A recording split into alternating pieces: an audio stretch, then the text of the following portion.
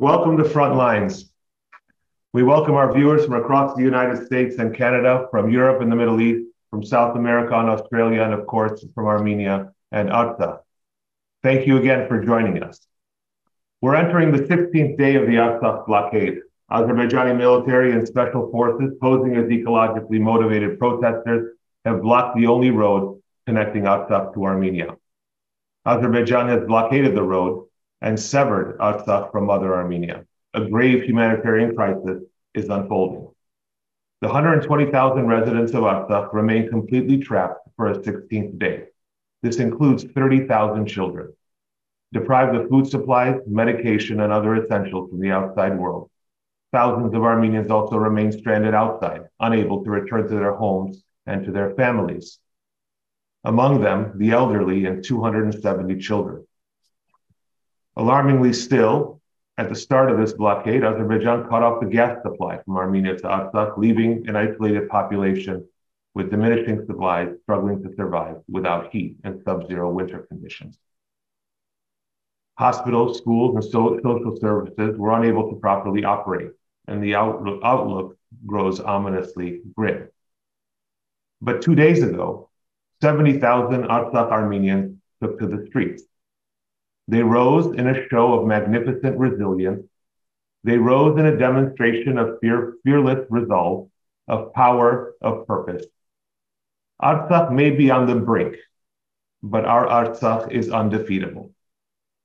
It's undefeatable because it is resilient, it is fearless, it is dignified, and it is strong. And throughout our history, Artsakh has been the one to teach the Armenian people that resilience, that fearlessness, that dignity, and that strength.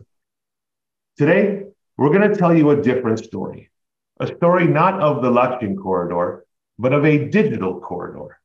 A corridor that stretches over Artsakh and Armenia, over continents, and even over oceans. A corridor that binds one small corner of the Armenian nation to another, to teach that we must hold on to one another firmly, that we are part of one nation, that we are part of one people, and that the struggle of one of our brothers and sisters is and must be our struggle.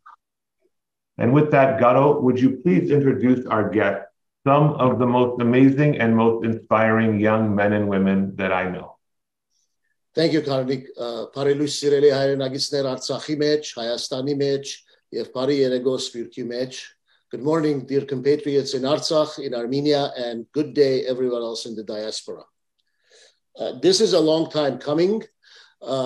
This particular broadcast and the episode is one that I have desired to bring to everyone who follows Frontlines, everyone who follows all things Artsakh, all things Armenia, all things Armenians.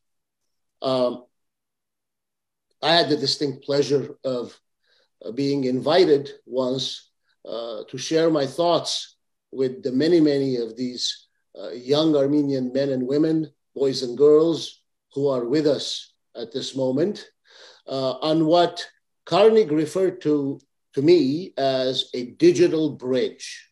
And when he told me what it was about and what had been going on, I remember being in Chicago and joining this group discussion April of this year, about 8 months ago. The digital bridge. So what is it that these Armenian boys and girls, young men and women have been doing for over a year now?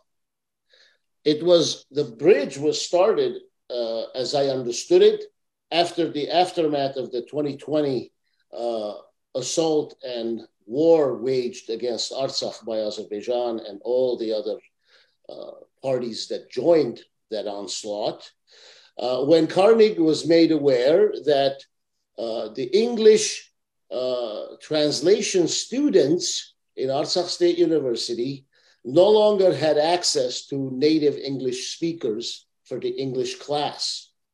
So Karnig immediately thought about how to go about helping this situation.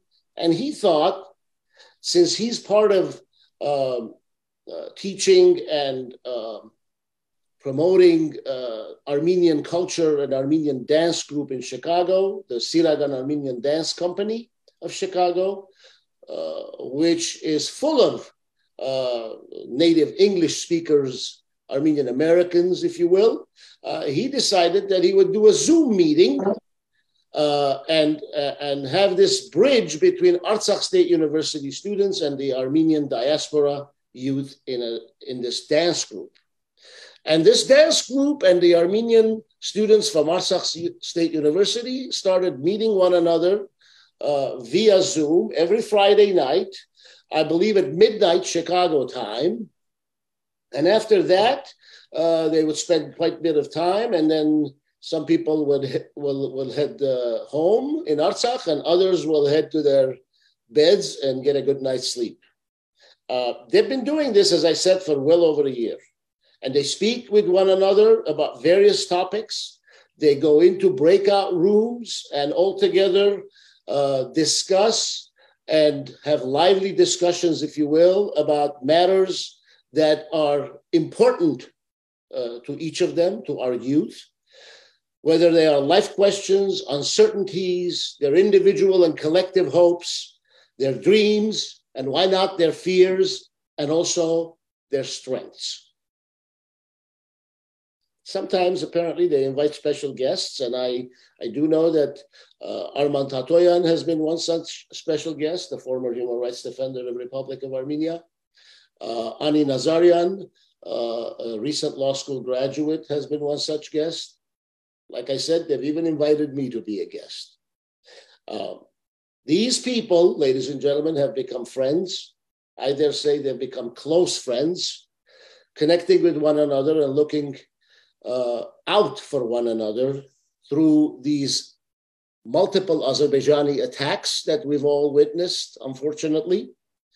They have been there for one another in whatever way they can be, through the gas supply disruptions of Artsakh, through graduations, through birthdays, and now even the blockade. They are, by all accounts, brothers and sisters, dear friends, across many, many miles, many, many continents even, and oceans. And if that is not what constitutes one nation, one family, one people, I don't know what else can be. So it fills my heart with pride to bow before each and every one of you, boys and girls, ladies and gentlemen.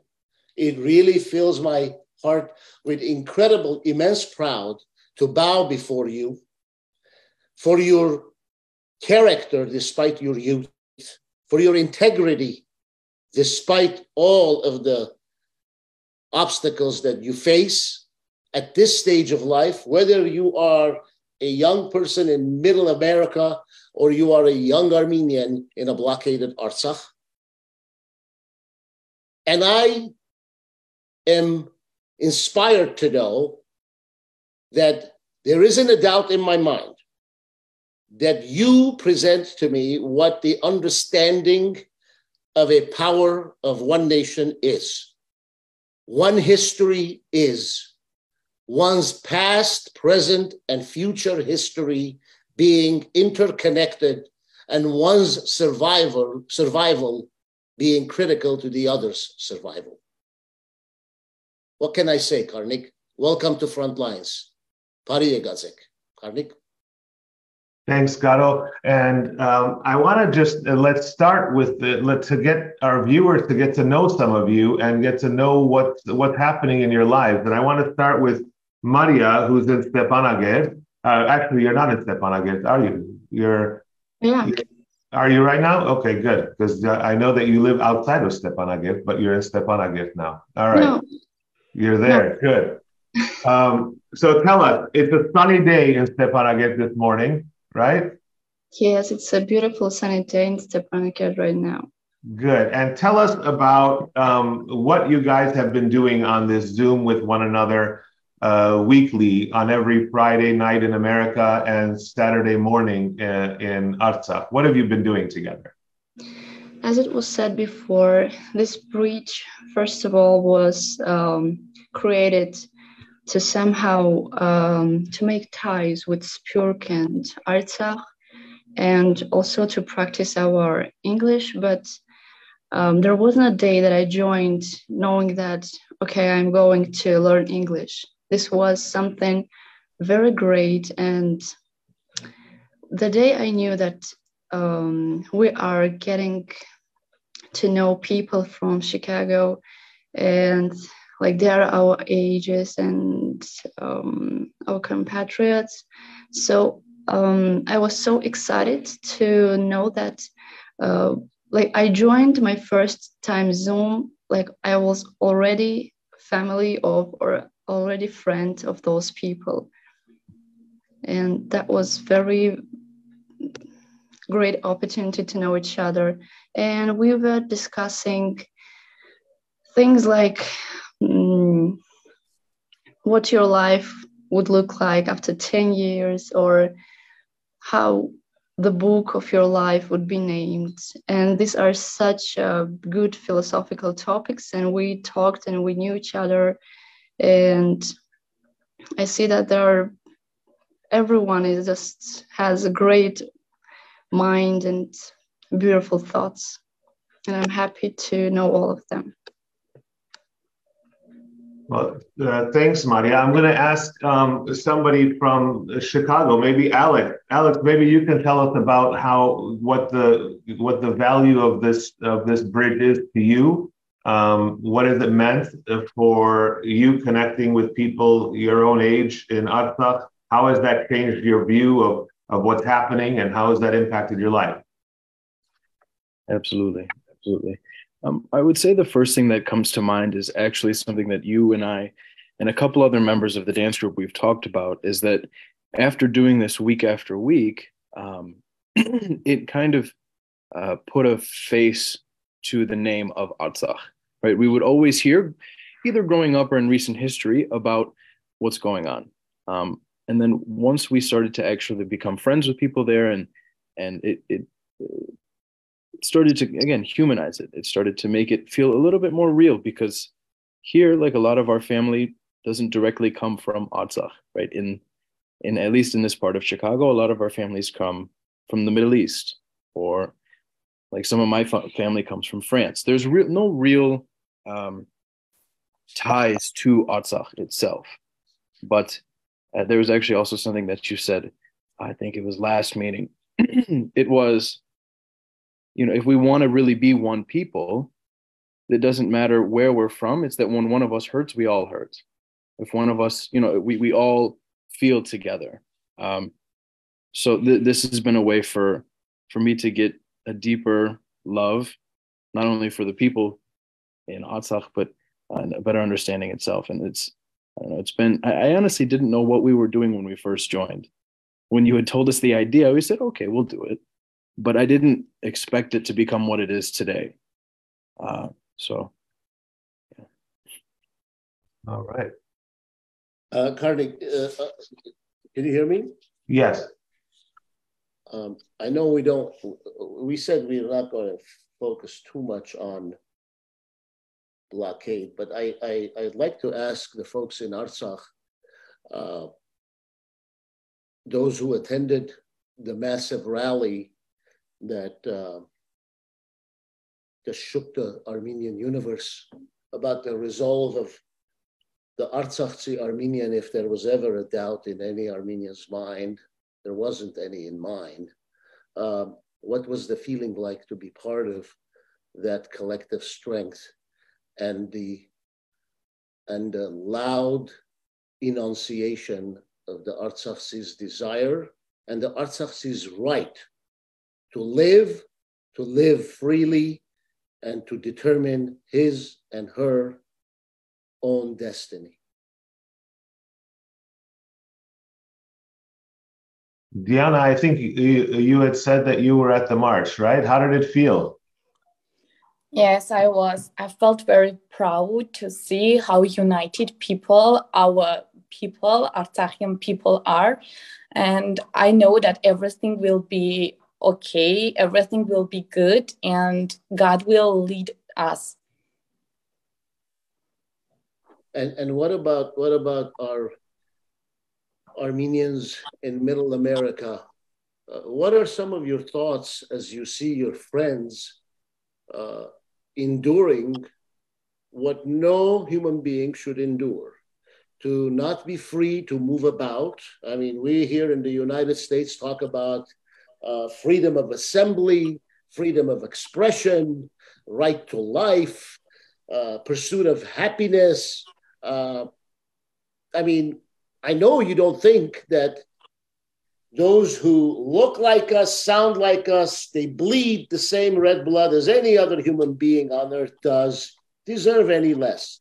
But how do you feel when your friends are so many miles away and we don't know, God forbid, if they're ill, whether they'll be able to be transported to hospital facilities in Yerevan for care that may not be readily available in Artsakh, or if they're going to have sufficient medication for them or their loved ones, or they're going to have the sufficient, necessities of life, whether it's a simple thing as flour from which, one can make a loaf of bread and keep himself or herself fed, or the warmth of one's home with supply of gas and the lack of the warmth with that being cut off. All of it because some people masquerading as environmentalists, where all of our research has shown they are anything but environmentalists. They are really military and paramilitary and agents of the Azerbaijani state, blocking a road to life, and thinking that they can choke out the Artsakh. They are sadly mistaken, but it's different for me to sit in Glendale, California. It's different for you to sit in middle of America, and it's different for every one of those beautiful souls who are in Artsakh. What do you folks think about this in Chicago and in surrounding communities? And what do you think that, can be done that maybe some of us who think we are activists, who we think that, we should do something, maybe we're not doing? I know I spoke quite a bit, but anybody wants to take a shot at some of the thoughts I threw out there? If one word that comes to mind is resilience. And this is actually something Simon and I were talking about. It's something that Maria said in the chat when we were hearing about issues with power and energy and heating. Maria said they can't cancel firewood, and that's so many. If this happened to us here in the U.S., there would be, I think, a bit more of a panic. But there was a resilience, and then I can maybe even pass the baton to Simon. But that was the resilience and, I don't know, the toughness is the first thing that comes to mind. Yeah, sure thing. So that I'll add 2 points. Firstly, it makes us, how can I say it? It makes us appreciate what we have a lot more. I know it's easy to kind of just go on your day-to-day life worrying about little things, but really seeing how resilient some of our friends are. It's like they're the same age, they're a year younger, a year older. It really makes me count my blessings in my life. I know a lot of us celebrated Christmas this past weekend, and so, we were blessed to have tables full of food and houses full of family, and it really made me be able to observe it a lot more. The second thing I would say is it motivates me. It absolutely motivates me. And I think, Garo, to your question, asking how can we do more? This is a question I kind of fight with all the time, because at the same time, most of us are in college or in high school at the moment. It's hard when you haven't even finished your education yet to feel like you are able to do enough. But I know things such as the bridge, or as a dancer, we fight with our feet, right? We can't go fight in person, but it's an expression of art, it's an expression of passion. And I think with patience, our day will come. We'll be able to do much bigger things. Hopefully, meet each other in person, and so it makes me. I would say it fuels my fire, right? That's that firewood inside of me. That's that motivation. And I should ask Sophie, I'm going to ask you and Anna, if I may. I know that one of the things that we've done in these bridge sessions that we've had together is break out into private groups of 3 or 4 or 5 people, and you guys have had pretty in-depth conversations on various topics. How important is it for young people in Artsakh to connect with people of their own age, instead of always connecting with older people or hearing from older people? How important is it for you and your friends to be able to connect with Armenians outside of Artsakh? Tell me about that. I think it has a huge impact on our mentality and our thought. Sorry for my voice, I'm a bit sick. So I think that it really contributes to our mentality and to our way of thinking. And we even during classes discuss all the things that maybe we discussed and see how different we think and how much mutuality we have in terms of thinking, in terms of expressing our thoughts. And we really enjoy this in-depth conversation, as Maria said, these philosophical questions, because sometimes they don't arise in our heads, but once we discuss it with our friends from diaspora, it really feels great. And after even the call, we constantly think about these questions. We constantly focus on this, and we constantly also focus on the answers given by our friends and pick out some, some answers that are really important to us and maybe try to incorporate them into our lives. And I feel like they're really, really important. Thank you.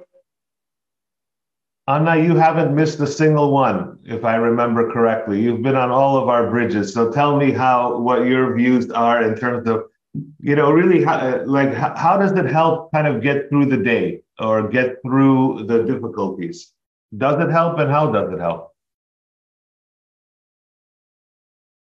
Oh, you're on mute, Anna. Yes, you are right. I'm always present because I really appreciate these meetings. They are very important for me, and I only enjoy being. I really enjoy to be a part of this meeting. It really helps us not only for improving our English or for our classes. All of you became very,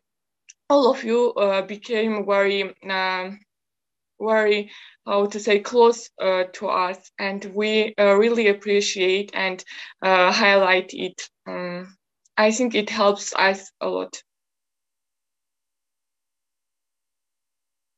Garo, I wanted to ask Catherine and Margaret, 2 sisters. You see them there on the screen. I wanted to get their thoughts, because I know that they've always thought, they've been very involved in Armenian activities culturally and otherwise, not just the dance group. And I wanted to ask them, because some of the questions that the conversations that have taken place have been really, really serious over the course of, the last year, because there are serious issues and serious topics. And Catherine, Margaret, what have you guys learned about the connections and the value of human connections like this? I think the resource, and especially one of the many, even though there were so many things that the pandemic took away from all of us, whether that was family connections and sharing personal moments and important times with family, I think one of the many benefits of the pandemic is that it opened our eyes to a whole avenue of different forms of communication to all different ages versus just only like FaceTime and other things. So having this asset widely available to everyone so that we can all share our opinions, whether people want to start blockades or not, I think is a rather important aspect. So that's a wonderful thing. I think, another really, really important thing that came out of the pandemic is we learned that humans need human connections and we need communication and interaction in order to survive and grow as a people.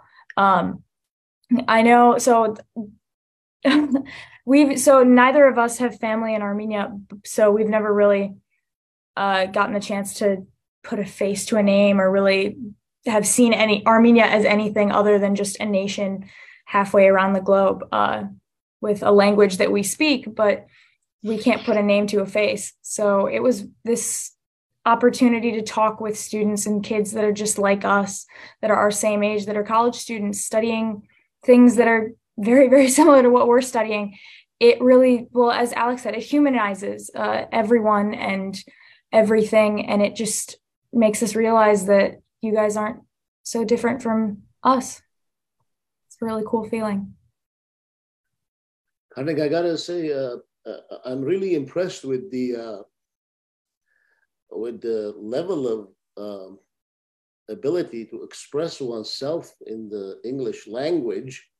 And I just thought that maybe our young heroes from Artsakh could each be a teacher for those young Armenians outside of Artsakh and the homeland who may not be very comfortable in the Armenian language. You know, in one sense, it's wonderful that the English language skills obviously have improved a great deal if there was a need for improvement. But I do know that many of us, and you know, in our front lines episodes, oftentimes, you know, we get comments, why are you guys not speaking in Armenian? And we've done some of our sessions in Armenian, and we can, of course, but you know, we're trying to reach a larger audience. But there is no stronger weapon of survival, perseverance, and progressive evolution of our people than our language. So my hope is that our Artsakh students will each become an ambassador of the Armenian language to those of the young generation outside of homeland that Armenian is not their first language, unfortunately. And you know what, Garo, I think what you said is actually important, not just with language, but even customs. I think we forget, you know, those of us who are kind of raised in I would say, heavy Armenian cultural environments, whether it's in Armenia, in the Middle East, or the United States, or anywhere. We forget that the younger generation, things are different for them, right? It's a difference. Many of the people on the screen, you know, at least the ones from Chicago are, you know, second, third, even fourth generation. And so the connections, they're learning a lot about the present day realities of being an Armenian in Artsakh. And I think that means a lot of different things. I hear them, you know, we offer them various questions on various topics. And sometimes I'm surprised and shocked at the level of sophistication that these issues are being discussed at, I have to say. I think that we've been very fortunate across the board to have very intelligent young Armenian men and women who are contributing to these discourses, and it makes such a big difference. That was the one thing that shocked me, and I know that when you came on and you spoke to them, it shocked you too. And I hate to kind of ask the question of how has it changed you, but I want to ask Stadin and then Jivan, if I may, really kind of the same question, and that is, what are your hopes?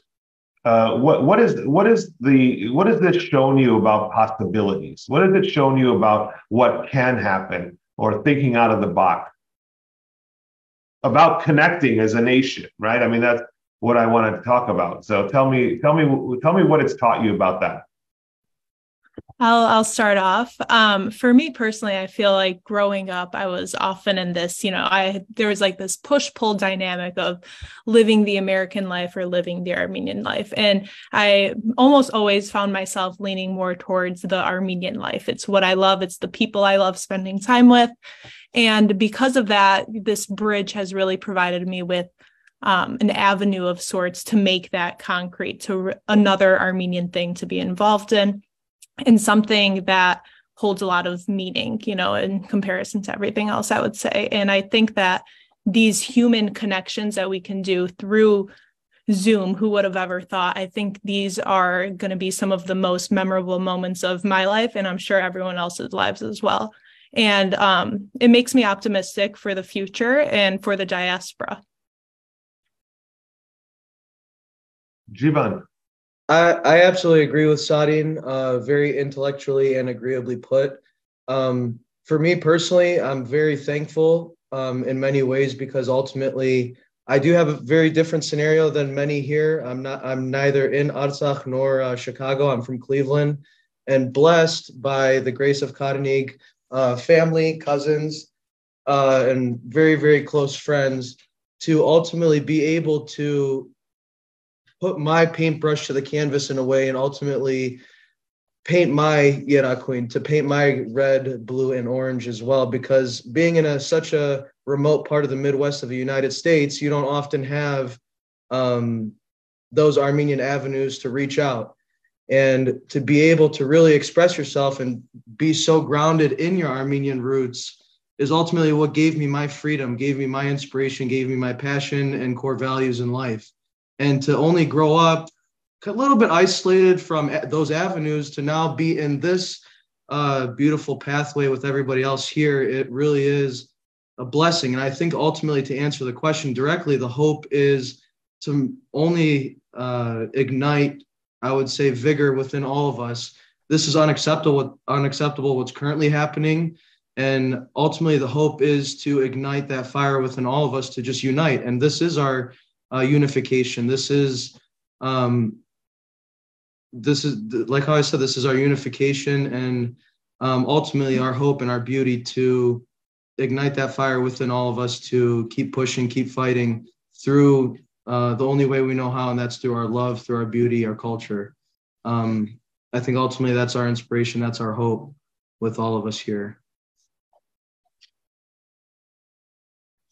I wanted to ask, I know, Garo, I know you could see you jotting things down here for the next question, but before you get there, I want to ask the question to Louisa and Sona as well. You know, I guess in a way that you're speaking now to not only to the friends that you have on the screen, but really to young people and older people throughout the Armenian diaspora. As a young woman in Artsakh today, in this current situation, you know, what do you have to say? What do you want to say to the diaspora, to Armenians that are watching, Armenians throughout the world? What's your message today? I want to thank everyone, and I want you to be more united, because as you saw 2 days ago, we have a great meeting, and I think you should do the same. Maybe you should be united as we in Artsakh, and everything will be okay. That's a wonderful thought, Louisa. And Sona, what about you?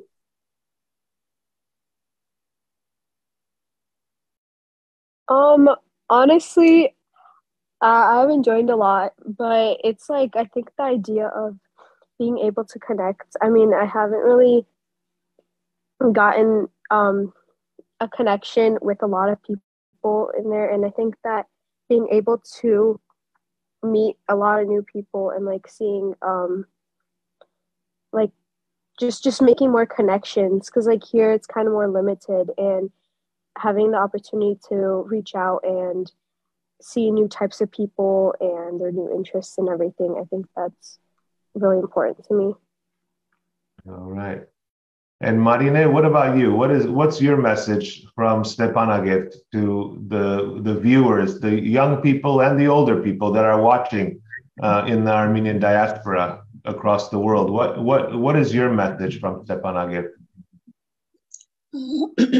I will say that again, to be united, reunited, never to give up. Even you have many problems, we have many issues, but yeah, I know every problem make us made us to be broken, not only by mental and solely, but we must to continue our communication to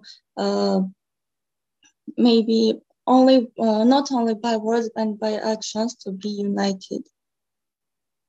So I can say this. That's all. And I just wanted to add something. Please. You know, our enemies has saying, it says, be scared of the day Armenians are united. And I think just because of it, we must be united, because, I mean, the power we get when we're united is undefeatable. Thank you. Oh, that's beautiful, Our Nadia. strength is in our unity.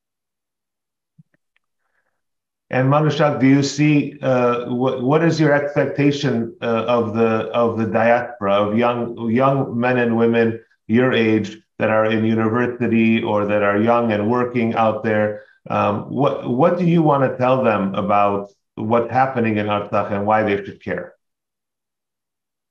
What's happening in Artsakh? Yeah, but what do you want to tell the people that are your age in the diaspora? First of all, thanks to this connection, we improve our English and strengthen the connection with our Armenians, which is the most important. Our strength is in our unity. And for example, I'm a student of Artsakh State University, and from the very first day of the blockade, I have been taking exams together with my friends. We have passed all our exams very well. We have not broken down and we have not been discouraged.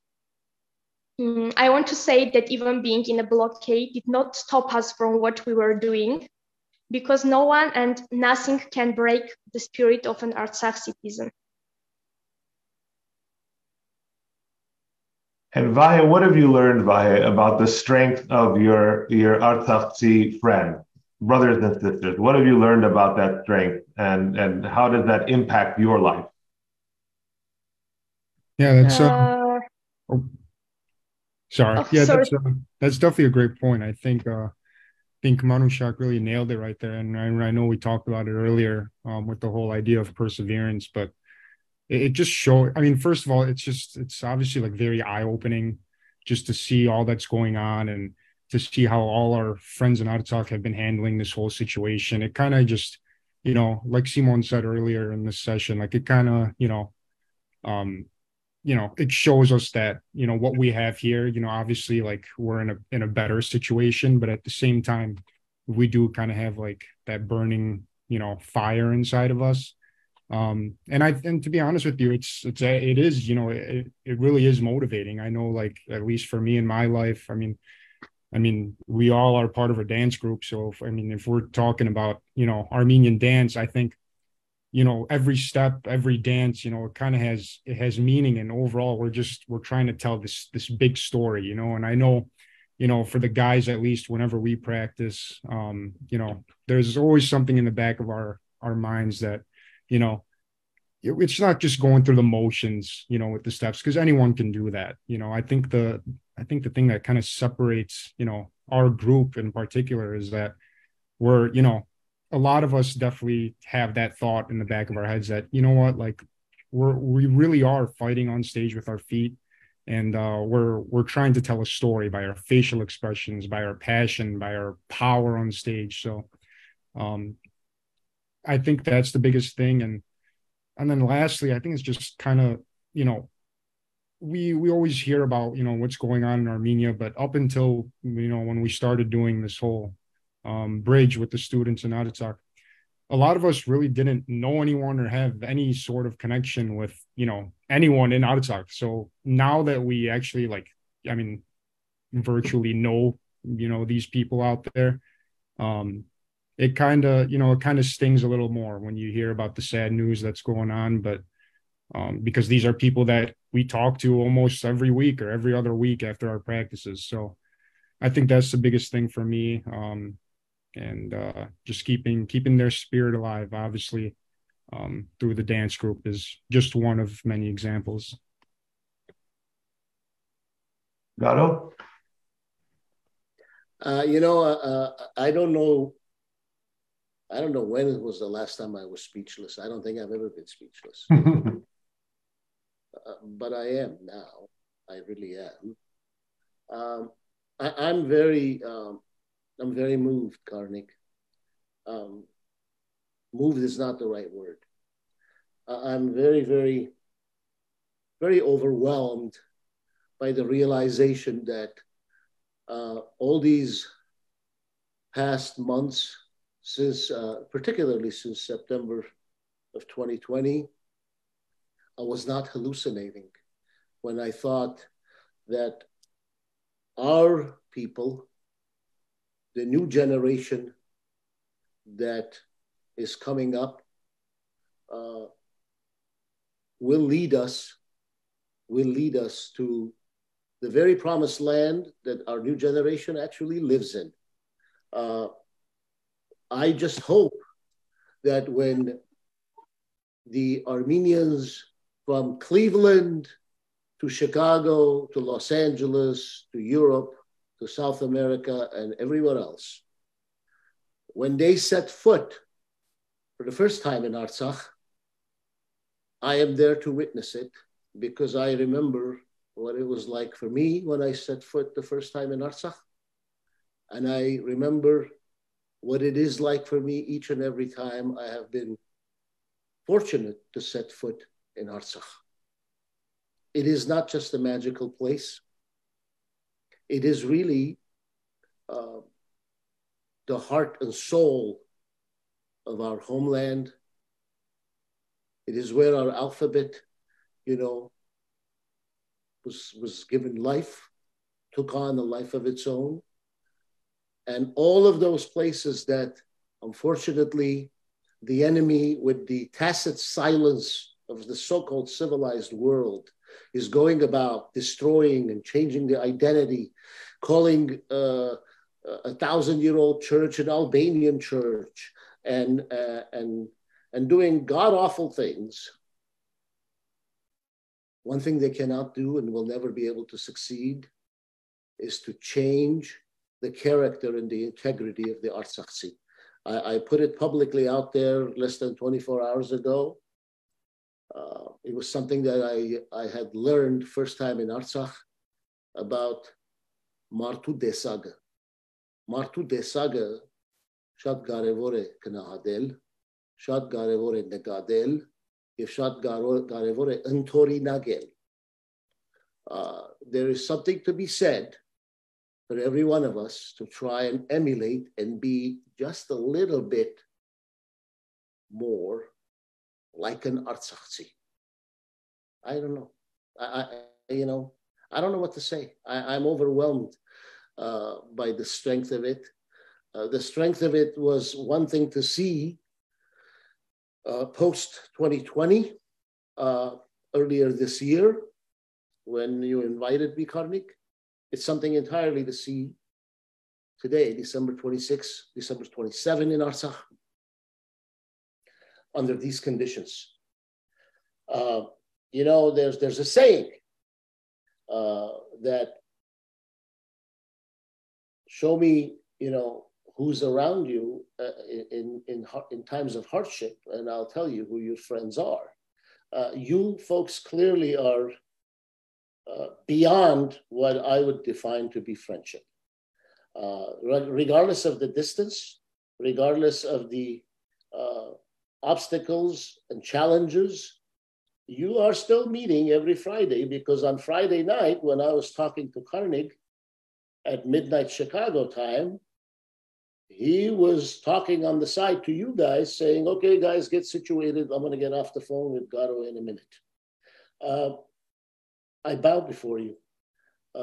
And I just, again, I want to emphasize when any one of you is on his or her way to Artsakh, do let me know through Karnig, because I sure would like to witness that joyous moment when you enter Artsakh and be a part of it. Thank you for being Yeah, yourself. thank you, Garo. And you know, one thing that I think it takes, you know, the consistency is really important. I think that one thing that we all have to learn, and I think that you guys have learned this with one another, is that when you're there to be with people, you have to be with people consistently.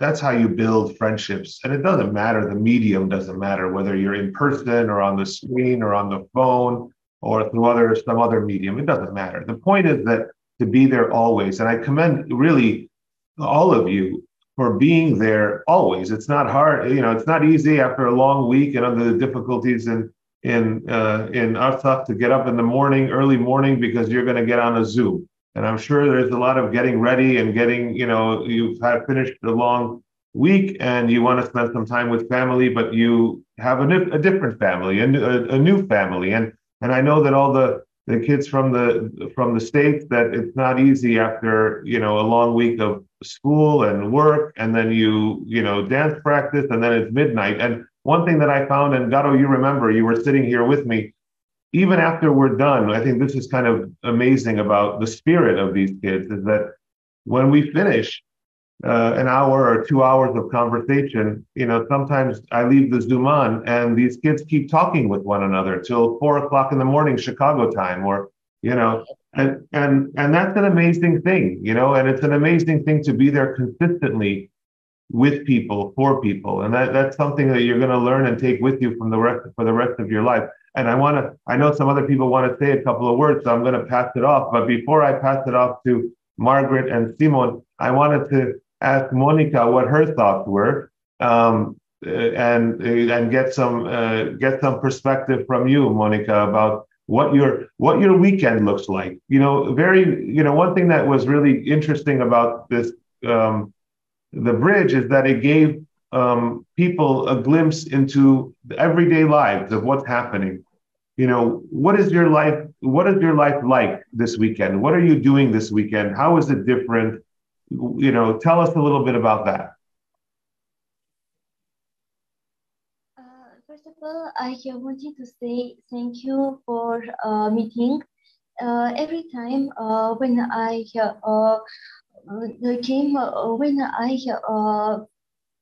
go to our meeting, I couldn't knew people. I knew something, and it is very important for us. And I have planned to go to the village Martuni this weekend and spend time with my grandparents. I wanted to say that here the life is going on, and in the future it will be fine. Everything it will be fine. Margaret, Simon, you wanted to say a couple of words? Sure, I can start out. So all of this, it's just our entire lives, and Catherine can attest to this. On our wall at home, there is framed a picture of William Saroyan and his famous quote about Armenians being separated, and then the quote is for when two Armenians meet anywhere in the world, see if they will not create a new Armenia. And I mean, I say that at the risk of sounding cliche, but I can't stop thinking about how applicable it is to our situation regarding the bridge. And truly, I mean, as Baron said, what we are doing here and the connections that we are making with each other, they are much stronger than just plain friendships. I think truly what we are doing is creating a new Armenia, and our future is very bright because of what all of us are doing right now. It's just a matter of time. It's so important. Yeah, I definitely sense, even in our conversations and despite everything that's happening, I feel like I have a interesting litmus test. I feel like I have a weird look into the hearts and minds of young Armenian kids across the globe by doing, having these bridges. And I could definitely sense that, things are turning in terms of hope and strength and these concepts that are so important for the Armenian identity. I could feel that changing. And really it comes from, you know, the inspiration and the hope that I hear in your voices. Simon, you wanted to add a couple of words. Yeah, absolutely. And it ties into what you were just saying with the idea of hope, right? As to the nature of our calls, I'd like to preface, none of us are actually philosophers, right? And even though there's a lot going on in the world, there's a lot going on in our lives. And as one race, when one person bleeds, we all bleed. When one person cries, we all cry. But at the same time, friendship is also about the good times, right? So when one person laughs, we laugh. So it starts on the call. It starts by messaging. It starts by, you know, sending jokes to one another, wishing each other happy holidays, or asking how your family is, asking how they're doing. And I know, like Garo said, the day will come where we are in person, not just in Chicago, but in Artsakh. The day will come, hopefully, all of us will be able to see one another. And I think this bridge is just moving us closer and closer to that day, and that day will be the start of something else. I know that I wanted to ask, when we had the bridge this past weekend, I want to ask Manukag a question, and then I want to, but at first I want to ask Cito a question. What do you think needs to happen, Cito, about, you know, you mentioned something about voices. Can you tell me a little bit about what you think, what's missing, and what do we need to do to help our brothers and sisters in Artsakh? Well, I think the things that we can do from where we are in Chicago is dance. I think Armenian dance is very important because it shows our unity. And I think we should also have, you know, well, we have these bridges online, which, you know, we talk to one another and we make friends and friendships. And I think that's really important. But like, I think if we can, I mean, I hate putting like the most we can do label, but like, it's very difficult with the distance we have between Artsakh and Chicago. But I mean, I think that the most we can do is by dancing and showing like publicly our meetings like we are doing right now. But I think by just people I feel like by people talking about it and I guess spreading it. You said something about the press. You said something about what's happening in the news and in the press. Oh, yeah. So, I mean, I found it very interesting that, you know, places like Russia and Ukraine and the war between them is very publicized and is shown everywhere. However, you know, Artsakh and the war between, you know, Artsakh and Turkey and the blockade and all these things is not shown at all. It's like very, very, you know, quiet, and it's not shown publicly a lot. So I think what we should do is make it more public by a lot of people, you know, I guess, I don't know, tweeting about it or showing it more, or I guess kind of. Yeah, being a voice for people that don't have a voice or don't have as much of a voice. I wanted to ask Manukag, I wanted to ask you a question. In terms of support that you felt from the diaspora, okay, from outside of Artsakh and outside of Armenia, after the war and now today, is there a difference? Do you feel a difference in terms of support? Is it more? Is it less? What do you feel? You know, everyone always asks the politician these questions, but I want to ask, you know, a young student, how do you feel about? Do you feel that the diaspora is doing enough, or should it be doing more? And if so, what else should it be doing? Of course, there comes a moment when you feel that you don't have the strength to fight. But remembering what our soldiers did for us, for our country, you understand that you have no right to weaken. And what the enemy wants is to see us weak, so that we all blame each other for our reality. he doesn't know that the people of Artsakh are so stubborn that they will live in their land even hungry. And I don't know what to add. I think that's an important theme, and I think that, you know, one of the things that I found important about, well, I feel that this is important with all of my friendships generally, right? But when I see you guys interacting and making sure that each of you realizes that you're not alone, that you guys are there for them, and you know, there's just so much that people like Garos and my age can say. I think young people, you know, being there for one another is a different feeling, right? And Maria, I wanted to ask you a question, and sorry, I'm just used to asking questions, Garo, here with these faces on the screen. So here I am asking too many questions, perhaps. But Maria, I wanted to ask you, you know, and psychologically, this is a difficult time. There's no question about the fact that this is a difficult time, not only for adults that are away from their families and not only because of food shortages and uncertainty in the hospitals. I learned today that there are 10 babies in neonatal intensive care right now.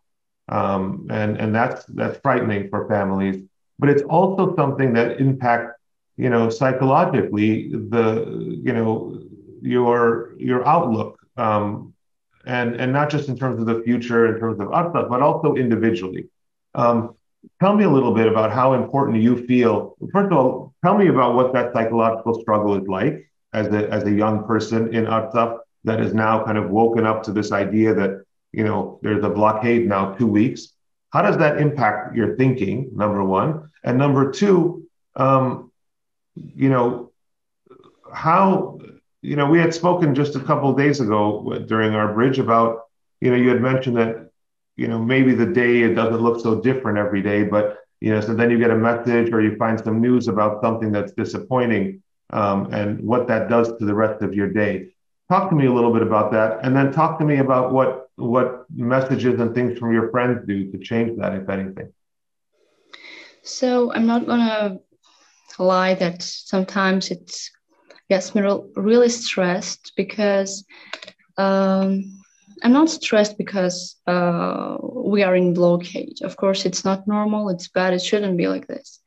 But what I'm stressed about is that a group of people can control the lives of so many people. And talking about ecology, and when you look at where they came, like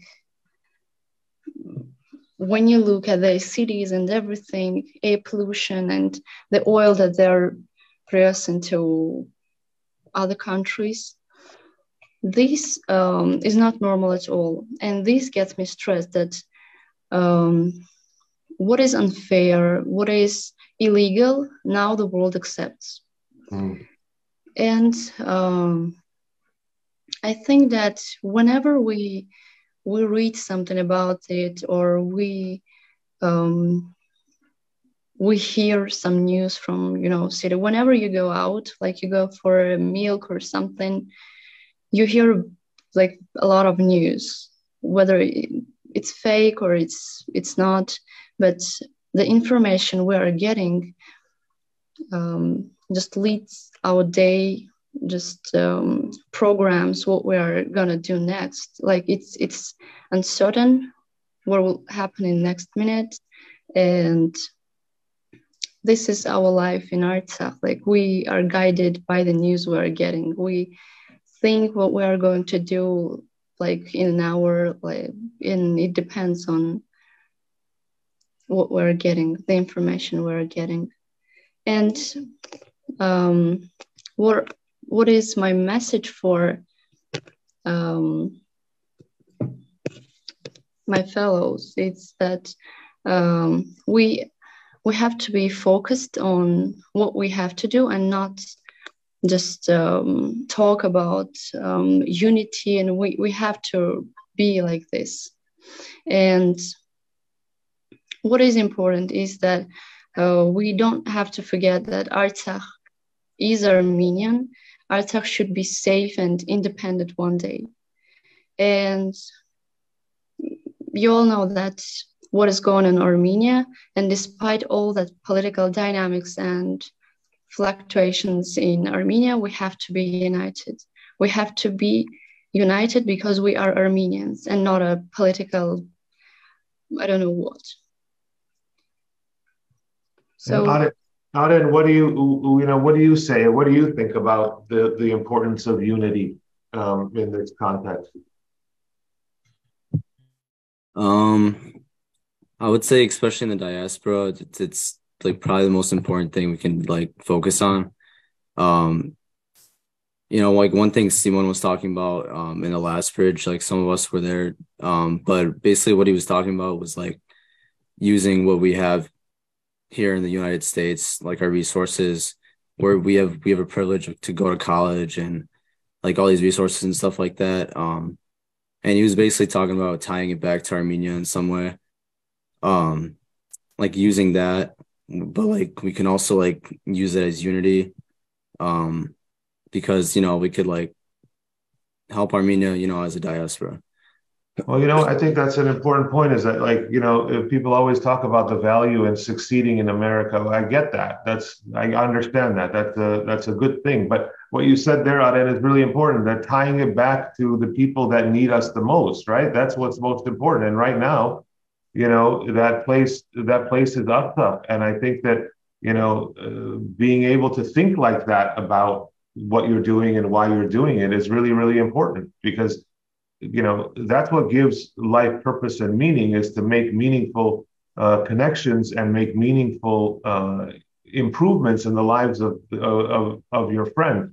Sophie, you wanted to say something, I think, right? Yeah. Actually, I wanted to say that on the other side of the road, I cannot return home, and actually, I've been watching my friends in the rally, and I also have been in the rally in Yerevan. And sadly, I want to confess that there were very few people who gathered in Republic Square and raised their voice. It was so sad to see. It was so sad to observe. And here we come to this concept of unity, because we should have been multiple there. We should have been more than in Artsakh, but there were not enough people. And I don't know, maybe my friends are watching, and it's really sad to see that you're not coming to these rallies and you're not supporting us. I really wish that next time that we will come and the world will see that you actually care, that people living in the Republic of Armenia actually care for the people living in Artsakh, and you actually care for me and for thousands of people who want to return to our homeland, but we cannot. And you should come to also raise your voice, because Artsakh is not only my homeland, Artsakh is also your homeland, and you should also raise your voice and not be indifferent. Because if you are indifferent, we cannot demand from the world to care. First, we should care, and first you should be there. And this is Sophie, my message. Yeah, no, I think that's important, and I don't know if everybody caught it when she said it. Sophie, you're from Artsakh. You join us from Artsakh usually, but today you're joining us from Yerevan because you're stuck on the other side. You can't get back into Artsakh, and tell us about how that happened. You were in Yerevan, and who are you separated from now? I went abroad. I wish I didn't go, but I had to go, and I'm now in a kind of. I also feel like I'm in a blockade because I could not return to Artsakh, and I'm divided from my family. I cannot return there. It's really sad feeling. I feel like really living a difficult, tough moments, because I really wished I was there in a real blockade, but not here. Also, Yerevan is also my homeland, but I want to be with my family. I want to be in Artsakh. I want to be with my friends. So it's really sad. Veronica, I think you wanted to say something. Yeah, I just wanted to say that like we're all supporting everyone that wants to speak their mind, and I do believe coming together and rallying is the best way to show the support and unity. And if anyone ever feels like inferior, too scared to say anything, just know that all of these connections we've made in the Zoom, like we are all here to support everyone. And it was a really great message to say that we have to get out and do some change, because if we all sit there at the end of the day, no change will be done, and we need to use our voices to push for a better tomorrow. Thank you, Veronica. And Armenia, you wanted to say something?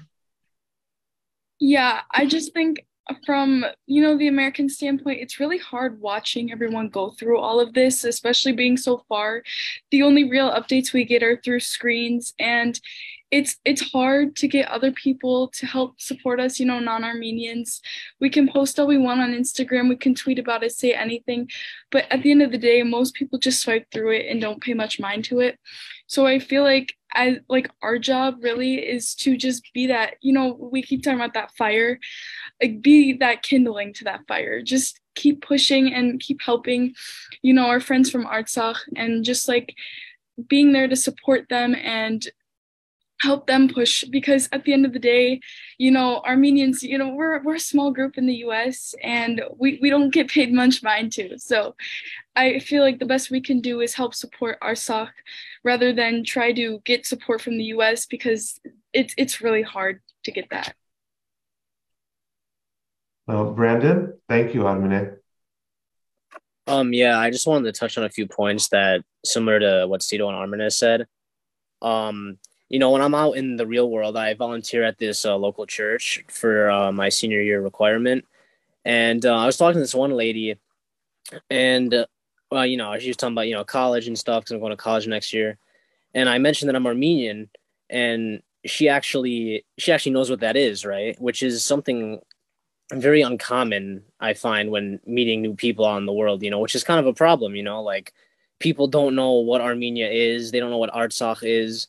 And that's why these connections are so important, right? Well, you have more challenges than Garo does, Brandon, because I could see Garo smiling, thinking that this is a uniquely Midwestern problem, because out of California, everybody knows. But all right, go ahead. But you're right. That's a plight. That's a problem in Chicago. Yeah, and adding on to what Cito said earlier, I thought he brought up something really great about Ukraine. They're still having troubles right now, but it's almost as if we've just forgotten about it. Like it's just some trend that lasted for about a month. And on top of that, we're a nation that doesn't even get any of the attention. Like it's for lack of a better word, somewhat ridiculous, the hardship we go through, and the rest of the world remains silent. And it's quite frustrating, to be frank. That's a good point. Is Jivan, you had?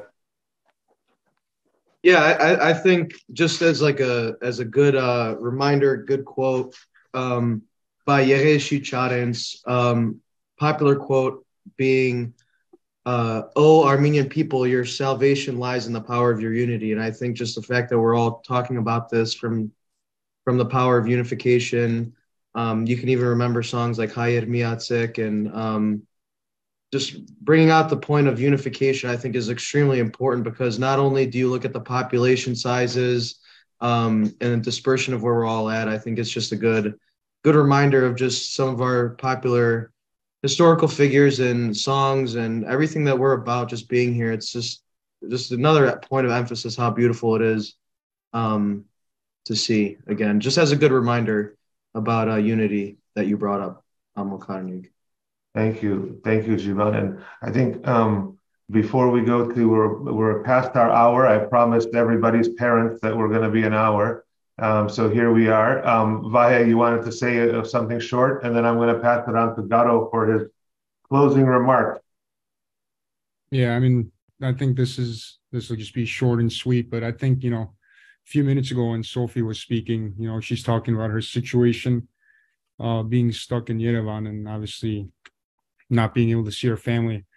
One thing I noticed when she was speaking, I think, some of us may have realized it, some of us may have not, but the fact that she's on this Zoom right now And like the fact that she explained that, you know, her situation to us with a smile on her face, you know, I've like that says a lot to me. So I don't know if anyone else realized that, but I think that's just a testament to, you know, our friends in Artsakh, you know, how strong they really are. And sometimes, you know, the problems we have here, you know, in our everyday lives are, you know, not nearly as difficult as, you know, what they're going through. So Sophie, I just want to say that, you know, we're all thinking of you, and the fact that you said all that with a smile on your face, laughing, I think that says a lot. So just wanted to say that.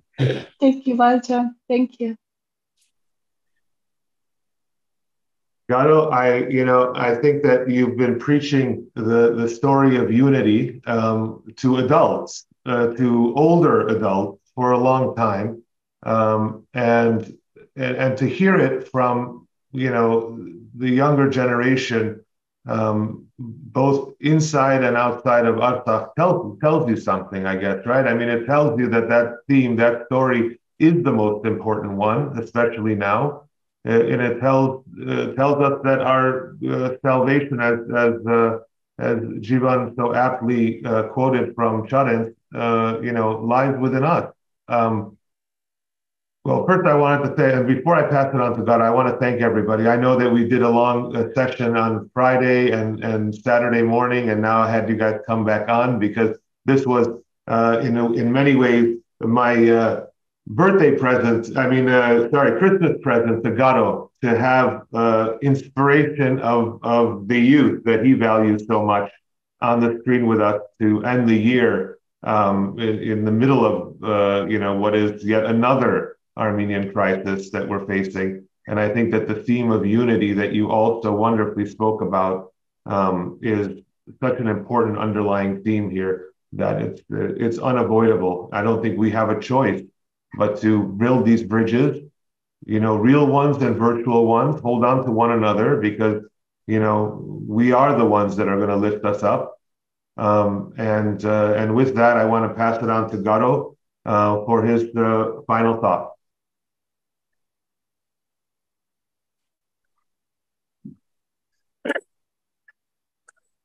Can you hear me, Karnig? Mm-hmm. Okay. I don't want to miss anybody here. So let me just start one by one. I want to thank each and every one of you. From Simon Sazian to Talin Karagosian to Yerevan, Aren, Alek to Armine Yutas, Sarine Kalajian, Veronica Manukian, Stella and Sophia, Vahe Kalajian, Emma Manukian, Catherine and Margaret, Aaron Hardy, Suren Ambarchian, Brandon Simon, Marine, Solin Dikranian, Manushak, Michael Krikorian, Sona Ohanian, Sirun Karagosian, Sofia Abrahamian, Ciro, my Ciro Kerkonian, Anna Andrian, Maria Adamian. And I think, I don't know, did I miss anybody? It seems like it just keeps coming back again. And here I see Sofia Abrahamian again. Anna Andrian, Maria Adamian, Alex Dianian, Monica Gevorkian, and I think that's everyone. But what I really want to do is I want to thank two people, one of whom is not here. The person that's not here is a true leader and a hero and a noble example of what service to nation and Armenian nation particularly is. And that's Ms. Armina Alexanian. I want to thank her for bringing to Karnig the attention to be given to each of you. And the second person is Karnig. I want to thank Karnig for being a true visionary. It was his idea to start Front Lines on September 27, 2020. When war broke out, it was his idea to do this bridge with you folks long ago. And it is his commitment to all things Artsakh and all things Armenian that has produced what a wonderful group of people's ongoing and enduring and no doubt very fruitful friendship. Let me just say that when I hear Sophie Abrahamian speak, and I thought I heard that Sophie was stuck in Yerevan, and Karnig made it clear that that was, in fact, accurate. You know, I was very proud to hear your remarks, Sophie. I was very proud to hear each of your remarks, but I focused on Sophie's remarks because the enemy of humanity thinks that by squeezing human beings, by barricading them in a blockaded scenario, this is my thinking, that one day they will open up the road and people will just run away from home. Well, I think, Sophie, you convinced me, as I was always hoping, because I'm ever the dreamer, that when the doors open, and they will open, when that road is unblocked, and it will get unblocked, not only the Artsakh will remain in Artsakh, but the Artsakh outside of Artsakh will be heading home to Artsakh. And I thank you for emphasizing your intention, which is the intention of my dear friend, Karnig's dear friend, Artsakh Beklarian. It's the intention of Kerem Stepanian. It's the intention of David Babayan, these public servants of Artsakh Republic who are also finding themselves outside of Artsakh, unable for the time being to return home to Artsakh. Well, what can I say? Let me say this. Oftentimes I think of things and I put them out there in social media, and then, you know, I'll get all sorts of remarks. You know, us Armenians, we love to criticize one another, and I get my fair share of criticism. But here's my thought that I put out less than 24 hours ago. It is one that each of you brought it to life. I decided to write about what constitutes a true Armenian.